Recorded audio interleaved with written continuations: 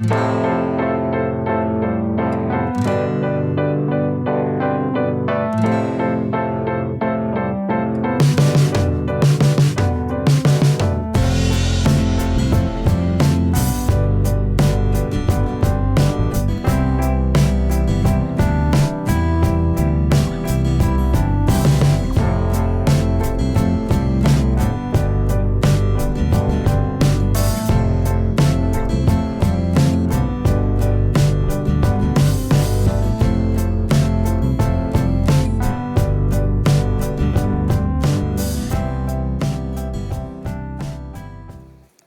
pretty sure this is wood sorrel.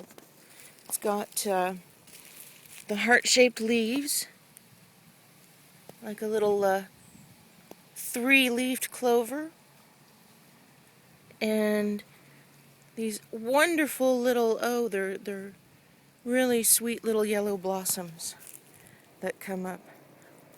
The leaves are edible, if that's what that is. Oakweed. I would call this famine food because by the time it gets this big, you can't eat it at all. You have to find it when it's about 6 inches tall, recognize it for what it is, and the only way I recognize it is that it's gigantic and these big inviting looking leaves that are quite toxic. Once it's 6 inches tall, if you can find some of it growing around a full-grown plant and harvest it, then you have to boil it through 3 changes of water.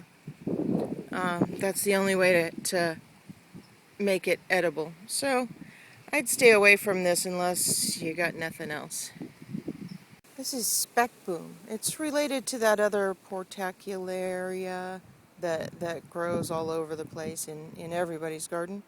That's also edible. This one is it's a South African plant. It's also known as elephant bush, and I'll do a whole separate video on this because this is an incredible plant.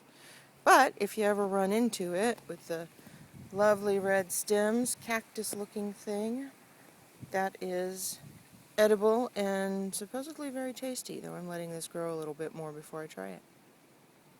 Rose hips. This one's on a dead branch.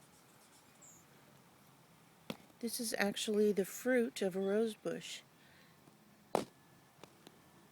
full of vitamin C. There's another kind of rose hip. This one is really big. It might be a rugosa, I don't know, but it was here when I moved in, so I don't really know.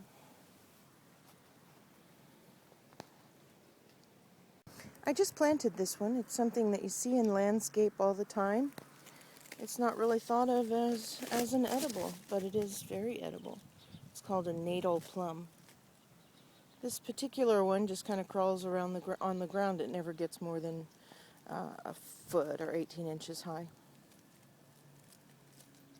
And that little fruit over there, I took a little piece off of it just to see what it tasted like, and it was pretty good.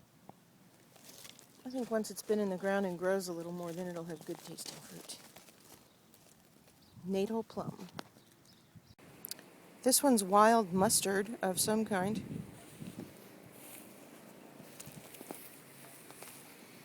can see the jagged leaves. And the big yellow blossoms, or the long sticks with yellow blossoms on them, excuse me. Deadly nightshade. Oh, this plant kills me.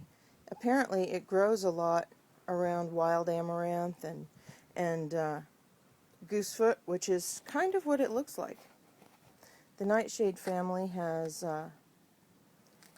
tomatoes and eggplant in it, and so you'd think that this one would be edible with its happy little blossoms that look like teeny weeny little fried eggs.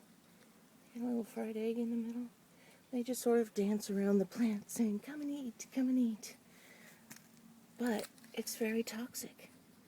It's got these wonderful looking berries. They look like they'd be fantastic to eat, like little currants or something in a cluster. There are people that say you can eat those when they're fully ripe, and that do eat them when they're fully ripe, but I don't think I would do that unless I just don't have a choice. This is one to enjoy the appearance of and then pull it out.